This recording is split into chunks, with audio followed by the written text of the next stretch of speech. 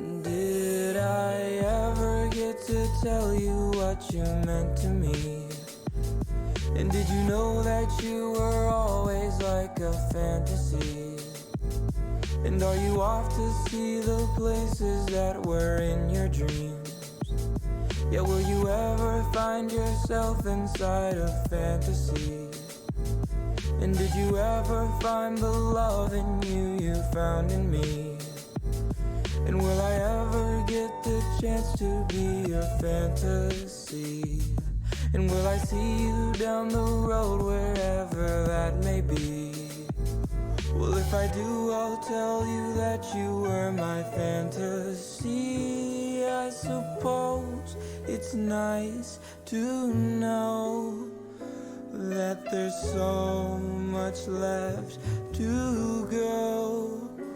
But as seasons start to change, my feelings may start to fade.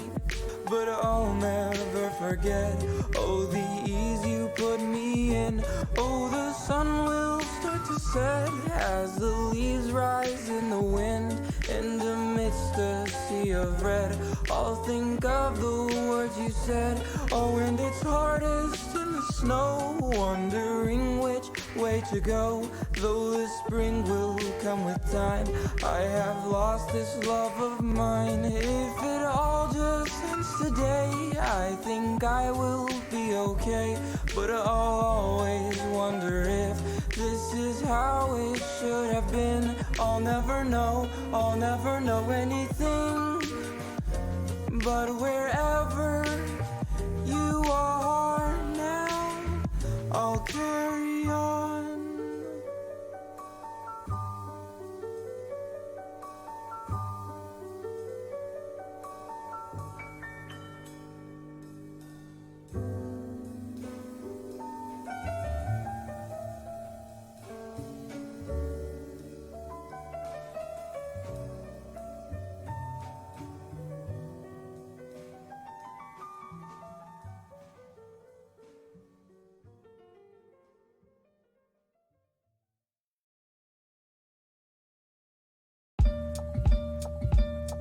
Not trying to complicate none of this, so let me just come tell you how I feel. Okay, I'm just looking for some balance and some trust. I'm just looking for some mutual love, but all I get is unrequited. Why my world always on fire and ever chilly? I used to hate the serious, I used to be so silly, but I'm not a kid no more. No, I'm not a kid, but I guess it's what we always said. Yeah, I guess it's what we always said. Hey, and we can get lost in an offbeat rhythm. Feel the way that you're moving, and I think that I get it, and I think that I will till the sun come up. When the sun go down, we gon' get in touch. Cause I don't know why. All your love I'm trying to find. I'm so lost in you and all that you do. Hey, and here we go. I never really know why. I'm just trying to take it slow, see where it goes.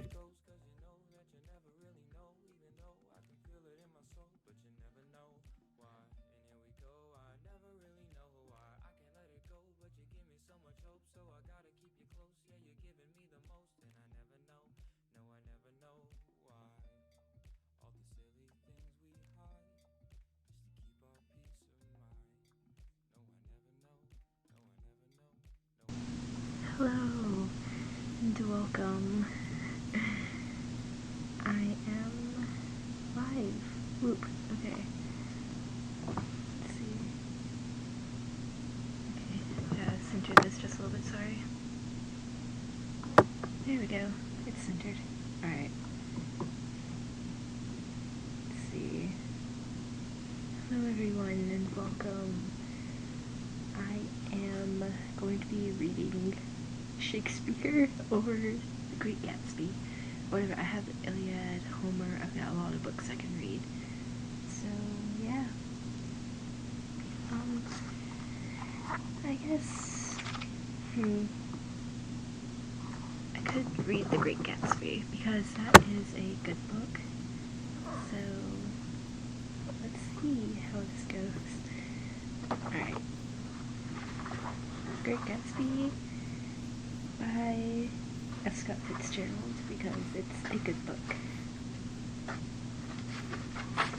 Gotta just find everything. Chapter 1. In my younger and more vulnerable years, my father gave me some advice I've been turning over in my mind ever since. Whenever you feel like criticizing anyone, he told me, just remember that all of the people in this world haven't had the advantages that you've had. He didn't say any more, but we've always been unusually communicative in a reserved way, and I understood that he meant a great deal more than that. In consequence, I'm inclined to reserve all judgments, a habit that has opened up many curious natures to me, and also made me the victim of not a few veteran bores. The abnormal mind is quick to detect and attach itself to this quality when it appears in a normal person, and so it came about that in college I was unjustly accused of being a politician because I was privy to the secret griefs of wild and unknown men. And I think this was, gosh, I forgot. I remember reading this in English 3, I think it was, so, okay, let's see. Most of the confidences were unsought. Frequently, I have pain, sleep, preoccupation, or hostile levity when I realized by some unmistakable sign that an intimate revelation was quivering on the horizon, or the intimate revelations of young men, or at least the terms in which they express them, are usually plagiaristic and marred by obvious suppressions. Preserving judgments is a matter of infinite hope. I am still a little afraid of missing something if I forget that, as my father snobbishly suggested, and I snobbishly repeat, a sense of the fundamental decencies is parceled out unequally at birth. And after boasting this way of my intolerance, I come to the admission that it has a limit. Conduct may be founded on the hard rock or the wet marshes, but after a certain point, I don't care what it's founded on. When I came back from the East last autumn, I felt that I wanted the world to be in uniform, and a sort of moral attention forever. I wanted no more riotous excursions with privileged glimpses into the human heart. Only Gatsby, the man who gives his name to this book, was exempt from my reaction. Gatsby, who represented everything for which I have an unaffected scorn. If personality is an unbroken series of successful gestures, then there was something gorgeous about him, some heightened sensitivity to the promises of life, as if he were related to one of those intricate machines that register earthquakes 10,000 miles away. This responsiveness had nothing to do with that flabby impressionability, which is dignified under the name of the creative temperament. It was an extraordinary gift for hope, a romantic readiness such as I have never found in any other person, and which it is not likely I shall ever find again. Hold on.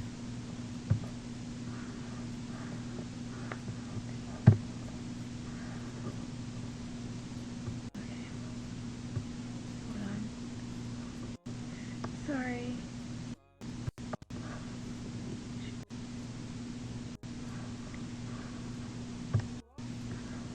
Okay. Better music. This is better music right here, yeah.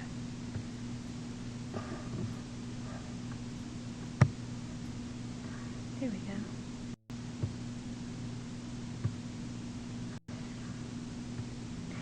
Film some soft music for you. Alright, where were we? No, Gatsby turned out all right at the end. It is what preyed on Gatsby. What foul dust floated in the wake of his dreams that temporarily closed out my interest in the abortive sorrows and short-winded elations of men. My family have been prominent, well-to-do people in the Middle East Western city for 3 generations. The Carraways are something of a clan. We have a tradition that we're descended from the Dukes of a word I cannot pronounce. I'm not going to try to pronounce it, I'm sorry. But the actual founder of my line was my grandfather's brother, who came here in 51, sent a substitute to the Civil War, and started the wholesale hardware business that my father carries on today. I never saw this great uncle, but I'm supposed to look like him, with special references to the rather hard-boiled painting that hangs in Father's office. I graduated from New Haven in 1915, just a quarter of a century after my father, and a little later I participated in that delayed Teutonic migration known as the Great War. I enjoyed the counter raid so thoroughly that I came back restless. Instead of being the warm center of the world, the Middle West now seemed like the ragged edge of the universe. So I decided to go east and learn the bond business. Everybody I knew was in the bond business, so I suppose it could support one more single man. All my aunts and uncles talked it over as if they were choosing a prep school for me, and finally said, "Why, yes," with very grave and hesitant faces. Father agreed to finance me for a year, and after various delays, I came east. Permanently, I thought, in the spring of 22. The practical thing was to find rooms in the city, but it was a warm season. I had just left a country of wide lawns and friendly trees, so when a young man at the office suggested that we take a house together in a commuting town, it sounded like a great idea. He found the house, a weather-beaten cardboard bungalow, at $80 a month. But at the last minute, the firm ordered him to Washington, and I went out to the country alone. I had a dog. At least I had him for a few days until he ran away. And an old Dodge. And the Finnish woman who made my bed and cooked breakfast and muttered Finnish wisdom to herself over the electric stove. Yes, because that is Finnish wisdom. It was lonely for a day or so until one morning some man, more recently arrived than I, stopped me on the road. "How do you get to West Egg Village?" he asked helplessly. I told him, and as I walked on, I was lonely no longer. I was a guide, a pathfinder, an original settler. He had casually conferred on me the freedom of the neighborhood. And so with the sunshine and the great bursts of leaves growing on the trees, just as things grow in past movies, I had that familiar conviction that life was beginning over again with the summer. There was so much to read, for one thing, and so much fine health to be poured down out of the young, breath-giving air. I bought a dozen volumes on banking and credit and investment securities, and they stood on my shelf in red and gold like new money from the mint, promising to unfold the shining secrets that only Midas and Morgan and Maecenas knew. Sorry if I butchered that. And I had the high intention of reading many other books besides. I was rather literary in college. One year I wrote a series of very solemn and obvious editorials for the Yale News. And now, I was going to bring back all such things into my life and become again that most limited of all specialists, the well-rounded man. It says it just an epigram. Life is much more successfully looked at from a single window, after all. It was a matter of chance that I should not have rented a house in one of the strangest communities in North America. It was on the slender Riotous Islands, which extends itself due east of New York, and where there are, among other natural curiosities, 2 unusual formations of land. 20 miles from the city, a pair of enormous eggs, identical in contour and separated only by a courtesy bay, just out into the most domesticated body of salt water in the Western Hemisphere, the great wet barnyard of Long Island Sound. They are not perfect ovals, like the egg in the Columbus story. They are both crushed flat at the contract end. But their physical resemblance must be a source of perpetual confusion to the gulls that fly overhead.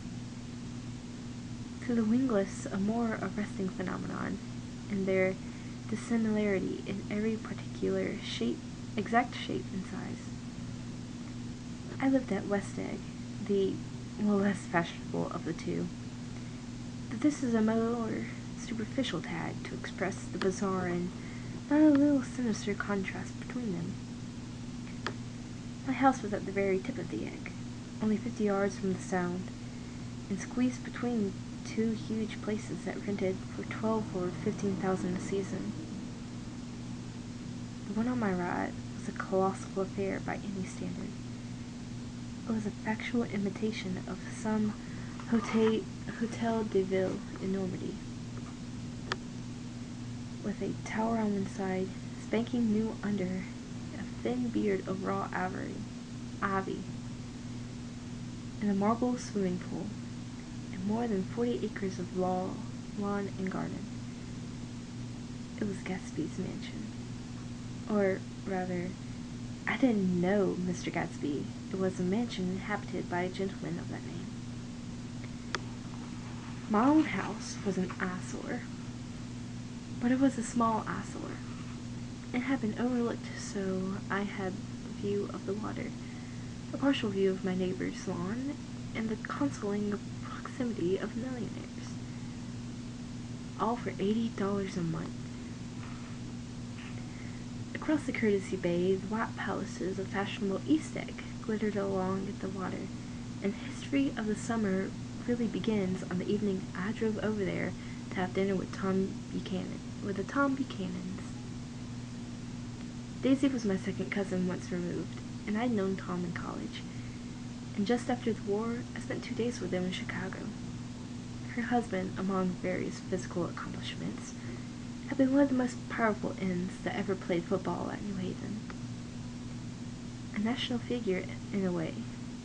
One of those men who reached such an acute limited excellence at 21, everything afterwards savors of anticlimax. His family was enormously wealthy. Even in college, his freedom with money was a matter for reproach. Now he'd left Chicago and come east in a fashion that rather took your breath away. For instance, he brought down a string of polo ponies from Lake Forest. It was hard to realize that a man in my own generation was wealthy enough to do that. Why they came east, I don't know. They had spent a year in France, for no particular reason, and then drifted here, there, unrestfully, whatever people played polo, and were rich together. This was a permanent move, said Daisy over the telephone. But I didn't believe it. I had no sight into Daisy's heart, but I thought that Tom would drift on forever, seeking a little wistfully for the dramatic turbulence of some irrecoverable football game. And so it happened that on a warm, windy evening, I drove over to East Egg to see 2 old friends, whom I scarcely knew at all. Their house was even more elaborate than I expected. A triple red and white Georgian colonial mansion overlooking the bay. The lawn started at the beach and ran toward the front door for a quarter of a mile, jumping over sundials and brick walks and burning gardens. Finally, when it reached the house, drifting up the side in the bright vines as though from the momentum of its run. The front was broken by a line of French windows, glowing now with reflected gold, and wide open to the warm, windy afternoon, and Tom Buchanan, in riding clothes, was standing there with his legs apart on the front porch. He had changed since his New Haven years. Now he was a sturdy, straw-haired man of 30, rather a hard mouth, and a supercilious manner. Two shining, arrogant eyes had established dominance over his face and gave him the appearance of always leaning aggressively forward. Not even effeminate swank of his riding clothes could hide the enormous power of that body. He seemed to feel those glistening boots until he straightened the top lacing, and you could see a great pack of muscle shifting when his shoulder moved under his thin coat. It was a body capable of enormous leverage, a cruel body. His speaking voice, gruff, husky tenor, added to the impression of factiousness he conveyed.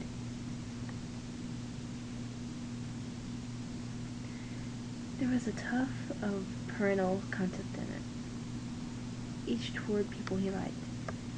There never been at New Haven who had hated his guts. Now don't think my opinion on these matters is final, he seemed to say. Just because I'm stronger and more of a man than you are.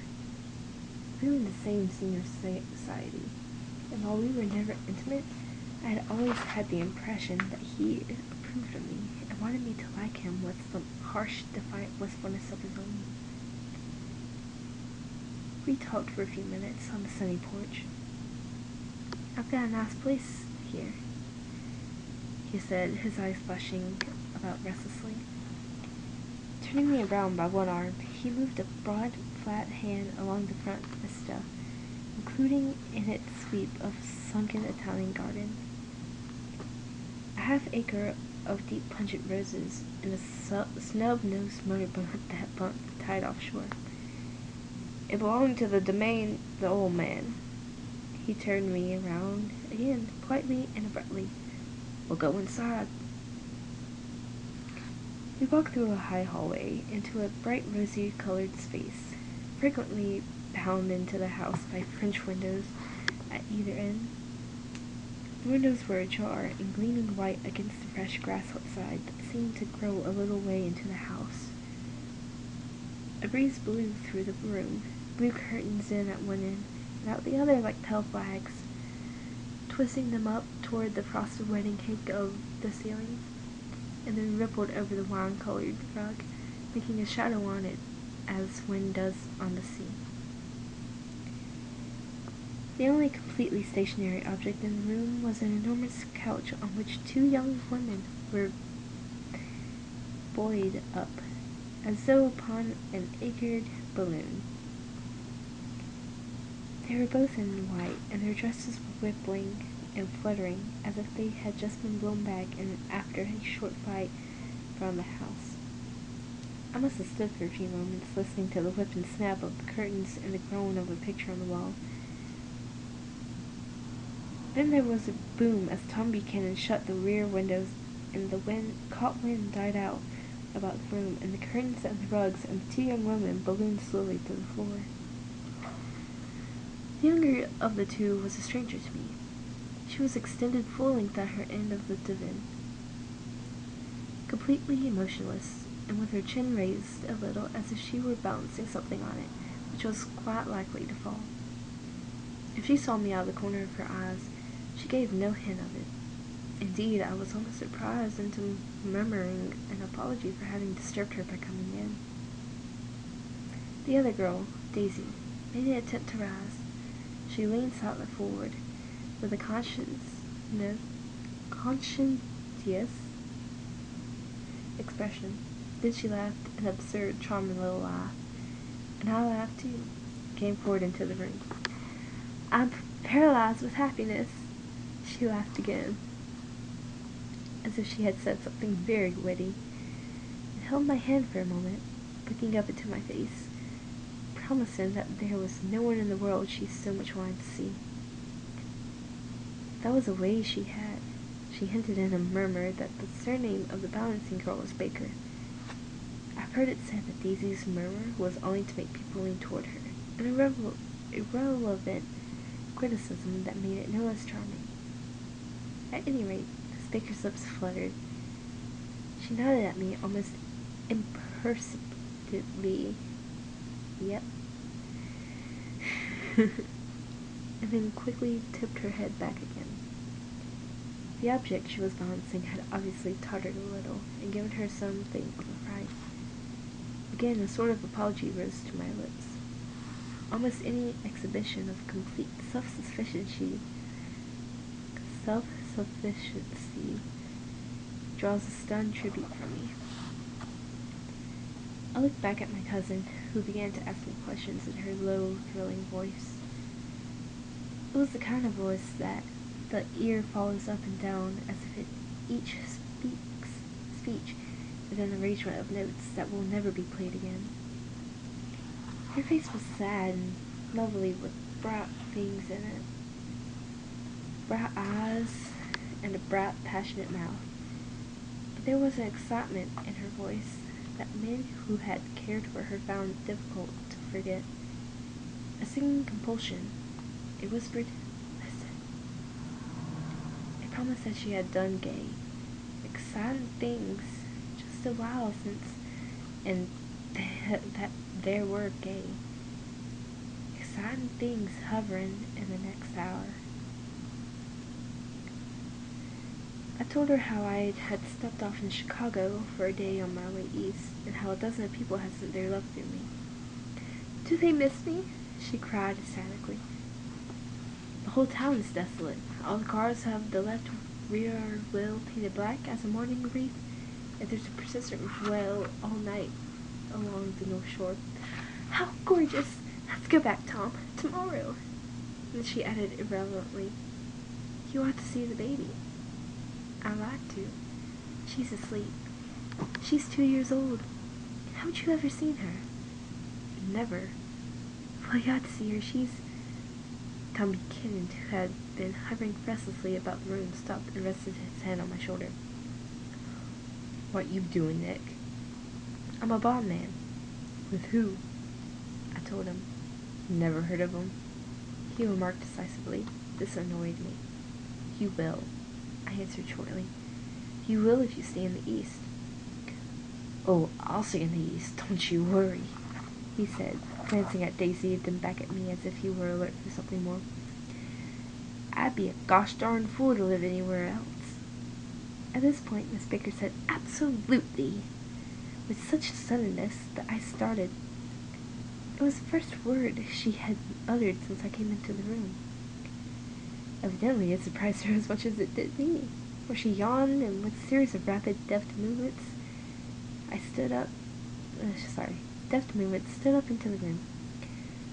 "I'm stiff," she complained. "I've been lying on that sofa for as long as I can remember." "Don't look at me," Daisy retorted. "I've been trying to get you to New York all afternoon." "No thanks," said Miss Baker to the 4 cocktails just in from the pantry. "I'm absolutely in training." Her host looked at her incredulously. "You are?" He took down his drink as if it were a drop in the bottom of the glass. "How you ever going to get anything done is beyond me." I looked at Miss Baker, wondering what it was she got done. I enjoyed looking at her. She was a slender, small-breasted girl with an erect carriage which she accentuated by throwing her body backwards at the shoulders like a young cadet. Her gray, sun-strained eyes looked back at me with polite, reciprocal curiosity out of a wan, charming, discontented face. It occurred to me now that I had never seen her, or a picture of her, somewhere before. "You live in West Egg," she remarked contemptuously. "I know someone there." "I don't know a single—" "You must know Gatsby." "Gatsby?" demanded Daisy. "What's Gatsby?" Before I replied that he was my neighbor, Dinner was announced. Wedging his tense arm imperatively under mine, Tom Buchanan compelled me from the room as though he were moving a checker to another square.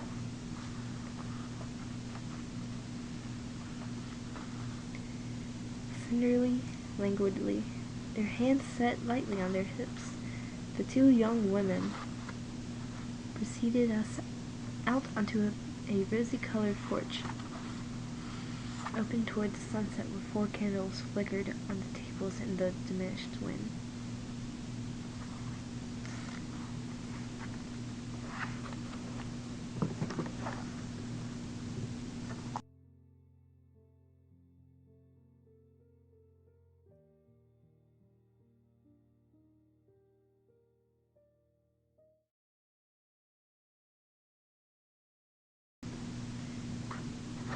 If we shadows have offended, think but this, and all is mended, that you have but slumbered here, while these visions did appear, and it is weak and idle thing, no more yielding but a dream. Gentles, do not reprehend. If you pardon, we will mend.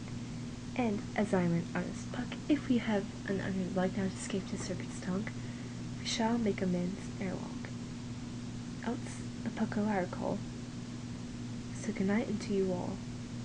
Give me your hand if we be friends, and Robin shall restore. Amen.